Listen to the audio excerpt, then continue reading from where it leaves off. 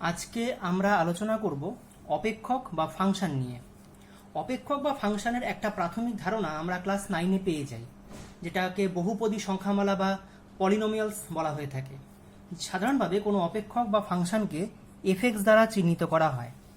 FX কথার মানে হচ্ছে, যদি আমি বলি যে এফএক্স ইকুয়াল টু ওয়াই, তার মানে হচ্ছে যে কোনো একটা অপেক্ষককে, মানে ওয়াই একটা অপেক্ষক যেটা কিনা ফাংশন অফ এক্স, বা ফাংশন অফ এক্স কথার মানে হচ্ছে কি, যে এক্স এর কোনো একটা রাশিমালা হতে পারে A X square plus B X plus C, বা এর থেকে বড় কোনো পাওয়ারও হওয়া সম্ভব, সেটা A X cube B X square C X plus D. এইভাবে আমরা কোনো একটা রাশিমালাকে যখন প্রকাশ করি তাকে আমরা বলি পলিনোমিয়াল বা বহুপদী সংখ্যামালা।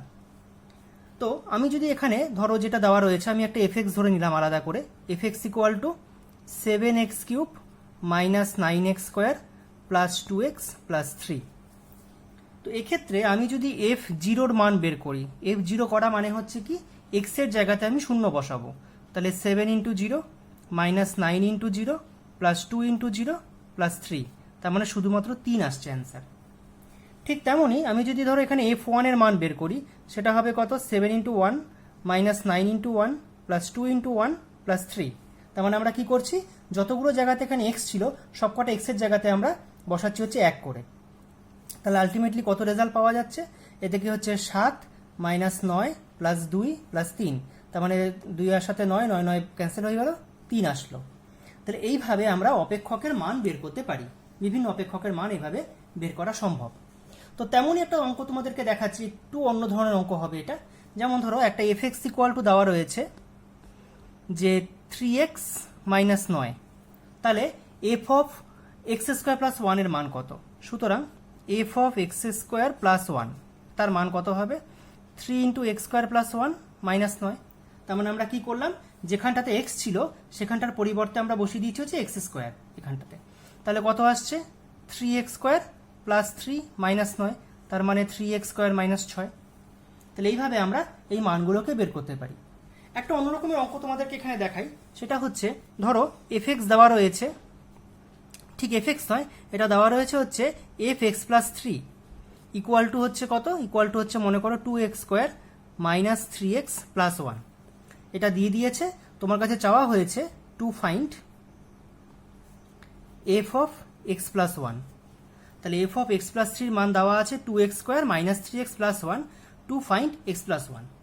ওকে, আচ্ছা, let x plus 3 equal to y. আমি এই যেখানে এক্স প্লাস 3টা আছে এটাকে আমি লেট করছি হচ্ছে ওয়াই। তাহলে এক্স ইকুয়াল টু কত, এক্স ইকুয়াল টু হচ্ছে ওয়াই মাইনাস 3। বেশ, এক্স যদি ওয়াই মাইনাস 3 হয়, তাহলে আমি এই রাশিটার মধ্যে এটাকে পুট করছি, পুট করলে আমি কি পাচ্ছি, এফ ওয়াই, কেন কি এক্স প্লাস 3 মানে যেহেতু ওয়াই আছে, তাহলে হয়ে গেল f y. F y equal to কত, 2 ইন্টু ওয়াই মাইনাস 3 এর whole square minus 3 into y minus 3 plus 1। কারণ কি, এক্স এর মান যেহেতু ওয়াই মাইনাস 3, তাই এক্স এর মানের যেগুলোতে এখানে বসানো হলো। তার মানে 2 into y square minus 6y plus 9 minus 3y plus 9 plus 1, তার মানে 2y square minus 12y plus 18 minus 3y plus 10, তার মানে হচ্ছে 2y স্কোয়ার মাইনাস এদিকে হচ্ছে 15y আর এদিকে হচ্ছে 18 × 10 28। ঠিক আছে, তাহলে আমরা এই যে মান পেলাম এফ ওয়াই এর মানটা আমরা পেয়ে গেলাম হচ্ছে এটা। এবার আমরা যেটা করবো সেটা হচ্ছে আমরা ওয়াই ইকুয়াল টু পুট করবো হচ্ছে এক্স প্লাস 1, কারণ কি আমার কাছে এফ এক্স প্লাস 1 এর মান চাওয়া হয়েছিল। তাহলে আমি ওয়াই এর জায়গাতে পুট করছি হচ্ছে এক্স প্লাস 1। ওয়াই এর জায়গাতে এক্স প্লাস 1 পুট করলে আমরা কি পাচ্ছি, এফ অফ এক্স প্লাস 1 সমান সমান হচ্ছে 2 ইন্টু এক্স প্লাস 1 এর whole square minus 15 into x plus 1 plus 28। এখানে আমি ক্যালকুলেশন করলে এটার মান পেয়ে যাব, যে মানটা পাবো সেটা হচ্ছে এফ এক্স প্লাস 1 এর মান, যখন কিনা এফ অফ এক্স প্লাস 3 দেওয়া আছে। এই অঙ্কটা তুমি আরেকভাবেও করতে পারো। সেটা কিভাবে করতে পারো, তুমি করতে পারো এখানে এক্স প্লাস 3 দেওয়া আছে আর তোমার কাছে চাওয়া হয়েছে এক্স প্লাস 1।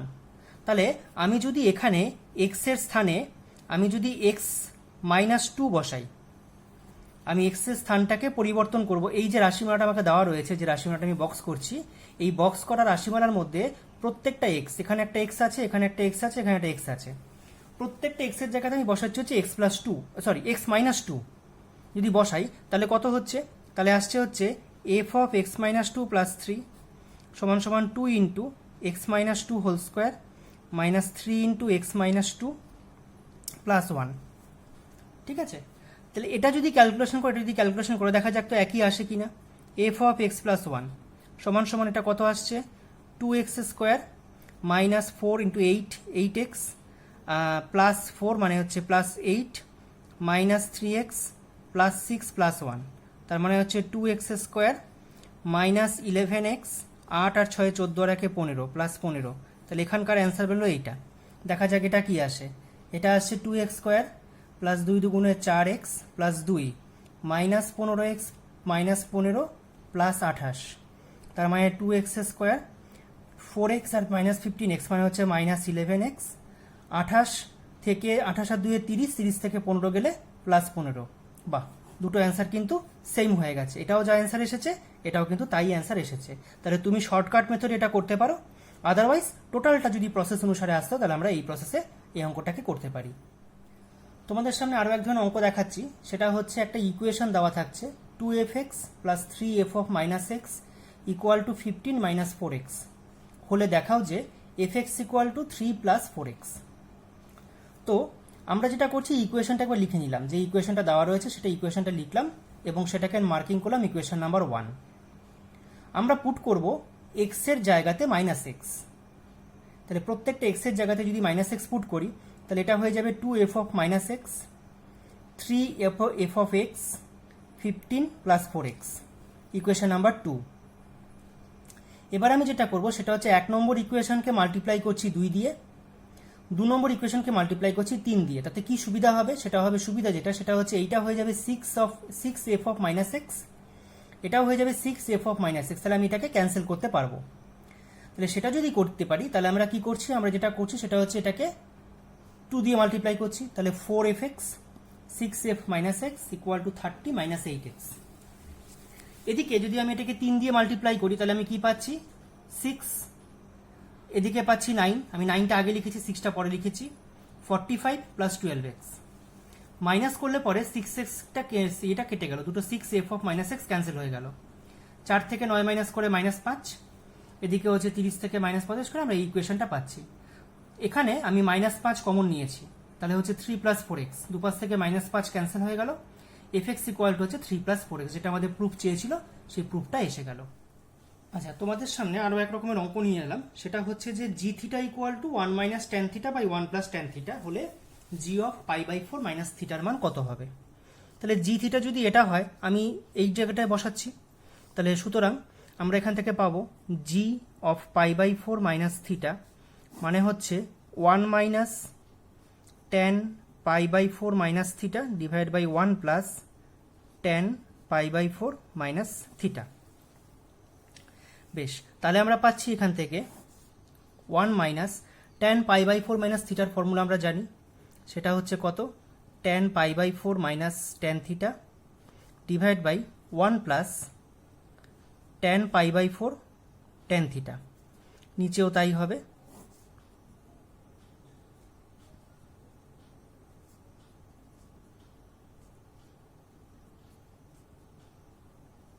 প্রত্যেকটা ট্যান পাই বাই 4 এর মানের জায়গায় আমি 1 বসাবো, আমরা জানি ট্যান পাই বাই 4 মানে ট্যান 45 ডিগ্রি, মান হচ্ছে 1 হয়, তাহলে 1 minus tan theta divide by 1 plus tan theta, নিচে আসছে 1 plus 1 minus tan theta divide by 1 plus tan theta.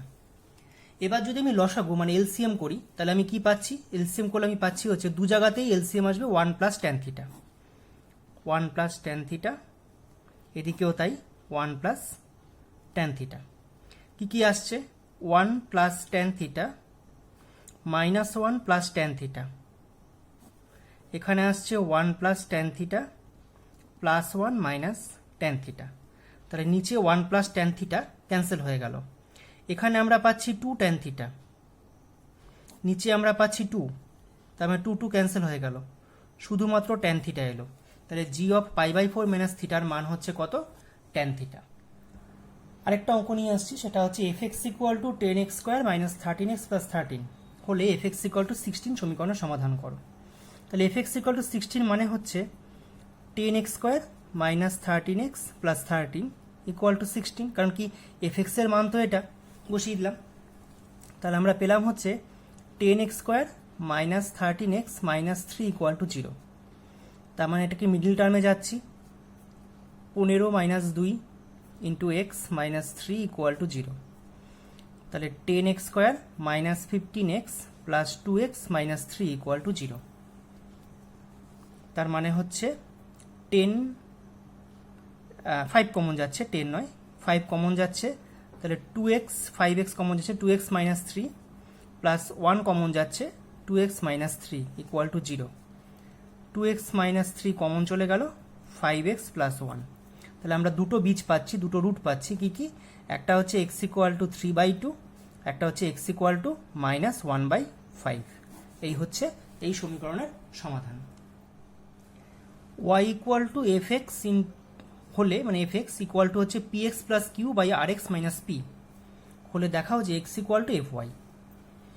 তাহলে আমরা যেটা পাচ্ছি এখান থেকে সেটা হচ্ছে fx ইকুয়াল টু দেওয়া রয়েছে, fx ইকুয়াল টু হচ্ছে px plus q divide by rx minus p। সুতরাং fy মানে হচ্ছে কত? py plus q by ry minus p। কারণ কি x এর জায়গাতে আমি y বসিয়ে দিলাম এখানে এবং এই দুটো জায়গাতে। আবার ওরা বলছে যদি আমি এই fxটাকে ওভারলুক করি তাহলে y ইকুয়াল টু হচ্ছে px সেটা। তাহলে এই যে y এবং এই যে y আছে, এই y এর জায়গায় বসাচ্ছি না, শুধু এই দুটো y এর জায়গায় বসাচ্ছি এই মানটা। তাহলে কি আসছে? p into px plus q by rx minus p plus q r into px plus q by rx minus p minus p। ক্যালকুলেশনে আসি, ক্যালকুলেশনে আসলে আমরা পাচ্ছি fy ইকুয়াল টু লসাগু দু জায়গাতেই rx মাইনাস p আসছে, ক্যান্সেল হয়ে যাবে, আমি লিখলাম না। তাহলে px plus Q plus Q into rx minus p, এদিকে আসছে r p into px plus Q হবে, এটা p।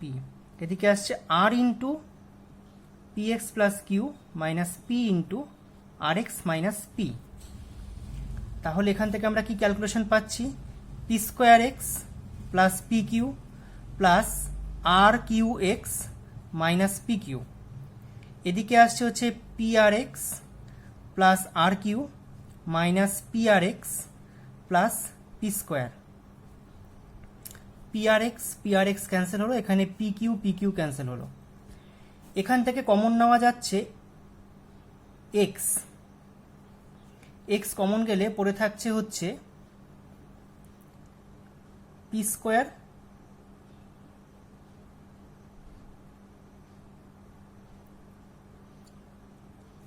Plus R Q. এখান থেকে আর কিউ প্লাস পি স্কোয়ার মানে P square plus R Q দুটো কেটে গেল, তাহলে আমরা পেলাম হচ্ছে এক্স। তাহলে এই যে এফ ওয়াই ছিল, তাহলে এফ ওয়াই এর মান কত আসছে? এফ ওয়াই ইকুয়াল টু হচ্ছে এক্স। পরবর্তীতে আমরা আসছি যেটাতে এই চ্যাপ্টারের অন্যতম important topic domain of definition বা সংজ্ঞার ক্ষেত্র বা সংজ্ঞার অঞ্চল বলা হয়, কোনো কোনো জায়গাতে ডোমেইন বলা হয়। ডোমেইন অফ ডেফিনেশনকে ইন শর্ট আমরা ডোমেইন বলি। ডোমেইন অর্থাৎ এক্স এর কোনো নির্দিষ্ট মান বা কিছু মানসমূহ অথবা একটি নির্দিষ্ট অঞ্চল, যে অঞ্চলের মধ্যে এক্স এর যে মানগুলো পাবো সেই অঞ্চলে এক্স এর মানগুলির জন্য ওয়াই কে আমরা সত্য বা এক্সিস্ট করাতে পারবো। ধরো আমি তোমাকে একটা খুব সহজ এক্সাম্পল দিচ্ছি, y equal two 1/x। x যদি শূন্য হয় তাহলে y কি হবে? y হবে অসংজ্ঞাত, কারণ 1/0 মানে কি হবে? অসংজ্ঞাত হবে। তাহলে x যদি শূন্য হয় তাহলে y হচ্ছে অসংজ্ঞাত। তার মানে x যদি শূন্য হয় তাহলে y কে আমরা সংজ্ঞাত করতে পারছি না বা ডেফিনিশন দিতে পারছি না, y ক্যানট বি ডিফাইন্ড। সেই জন্য x এর মান শূন্য হওয়া চলবে না। তাহলে এক্ষেত্রে আমাদের অ্যান্সার হবে x belongs to r real number set, x real number set except 0। তাহলে 0 বাদে যে কোনো রিয়েল নাম্বার সেটের জন্য আমরা একে সংজ্ঞাত করতে পারছি। তাহলে এই যখন আমরা সংজ্ঞার অঞ্চল বা ডোমেইন অফ ডেফিনেশন বের করব, আমাদের মাথাতে দুটো জিনিস রাখতে হবে, সিম্পল দুটো জিনিস। কি কি? এক নম্বর, মাথায় রাখো যেন কাল্পনিক না হয় বা ইমাজিনারি না হয়, ঠিক আছে, কাল্পনিক বা ইমাজিনারি যদি না হয় 1 নম্বর।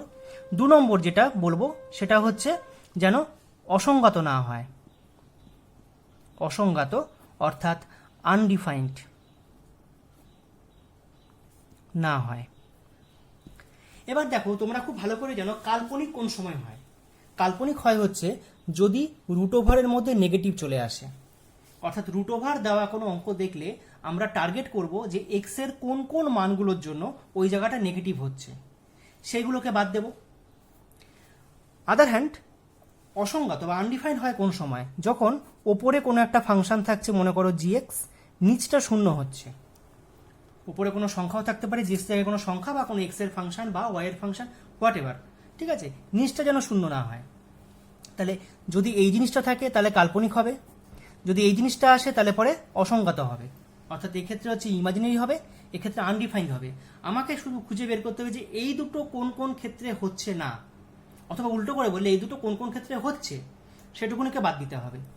তাহলে আমরা পেয়ে যাব হচ্ছে সংজ্ঞার ক্ষেত্র বা ডোমেন অফ ডেফিনেশন। যেমন আমি খুব কাছাকাছি একটু অঙ্ক দেখতে পাচ্ছি, রুট ওভার 6 - x। আমরা এইমাত্র বলেছি যে রুটের মধ্যে আছে। দুটো জিনিস দেখে নাও, সেটা হচ্ছে এটা কি ভগ্নাংশ আকারে আছে, মানে এরকম ফর্মে কিছু আছে কি? যদি ভগ্নাংশ আকারে না থাকে তাহলে আমার দ্বিতীয় পদ চিন্তা করার কোনো দরকার নেই, আমি শুধু প্রথম পদ চিন্তা করব। যদি রুট ওভার না থাকে আমার প্রথম পদ চিন্তা করার দরকার নেই, আমি দ্বিতীয় পদ চিন্তা করব। আর যদি এরকম অবস্থায় থাকে তখন আমাকে দুটোকে চিন্তা করতে হবে, যে কারণ রুটের মধ্যেও আছে, ওদিকে আবার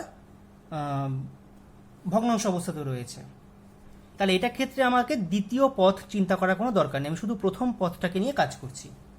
তাহলে আমাকে দেখতে হবে হচ্ছে 6 - x should be greater than 0, সংজ্ঞাত হতে হলে। তাহলে সংজ্ঞাত যখন হবে তার মানে x - 6 K should be greater than 0, শূন্য থেকে বড় হতেই হবে। বেশ, তো যদি x - 6 যদি শূন্য থেকে বড় হয় তাহলে আমরা কি পাচ্ছি, x - 6 less than equal two 0, তার মানে x less than equal two 6, তার মানে x এর মানটা হয় 6 হবে, নয় 6-এর থেকে ছোট কোনো সংখ্যা হবে। তাহলে পরে আমরা এটাকে সংজ্ঞাত করতে পারবো, আদারওয়াইজ এটাকে সংজ্ঞাত করা যাবে না। তাহলে আমরা অ্যান্সার লেখার সময় কি লিখব, সংজ্ঞার অঞ্চল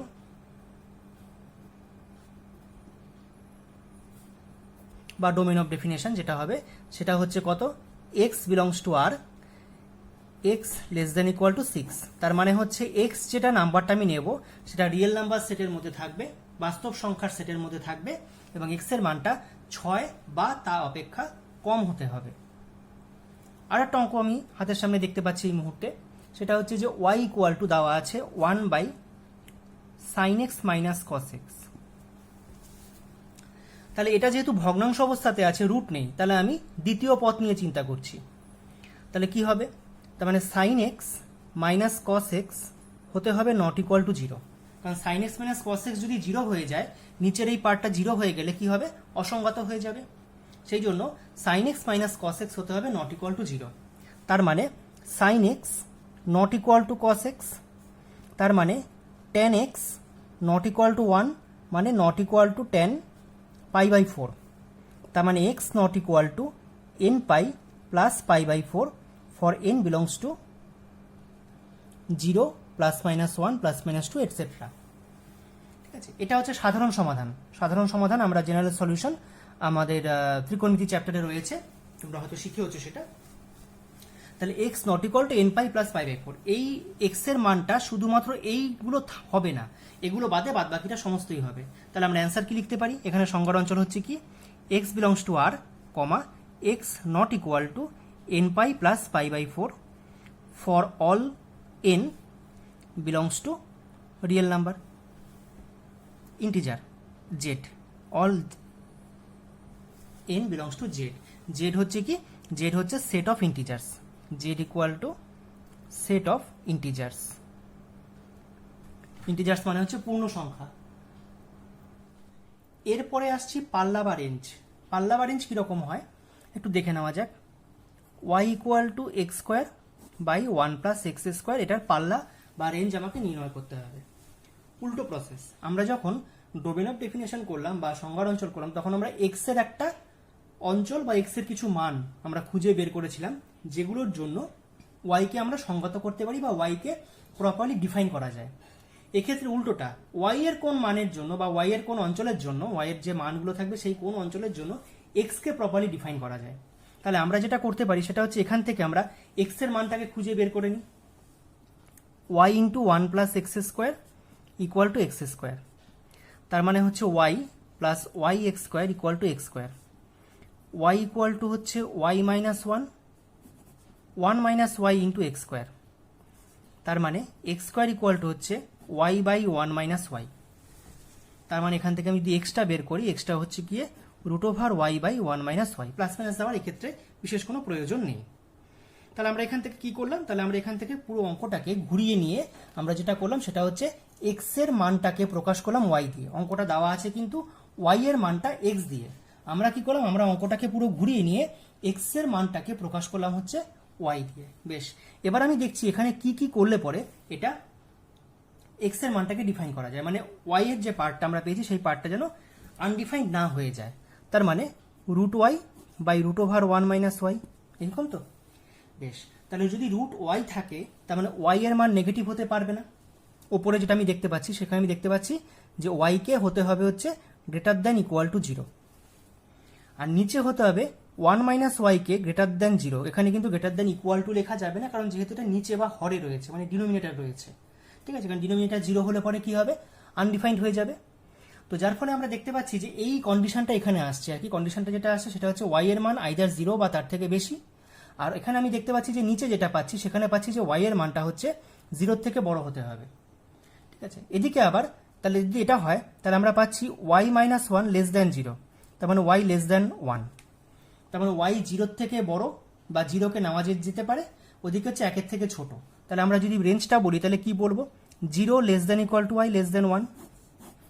দেখো এইটাকে এবং এটাকে যদি আমি কম্বাইন করে কি লিখতে পারি, zero less than equal to Y less than one. তাহলে এটা হচ্ছে এটার রেঞ্জ। তাহলে আমরা এখন ওয়াই এর কোনো নির্দিষ্ট অঞ্চল বা ওয়াই এর কোনো নির্দিষ্ট মান আমরা বের করতে পারছি, সেটা হচ্ছে রেঞ্জ বা পাল্লা। আর এক্স এর যখন নির্দিষ্ট কোনো মান বের করতে পারছি বা মান বের করছি সেটা হচ্ছে তার সংজ্ঞার ক্ষেত্র বা ডোমেন অফ ডেফিনেশন।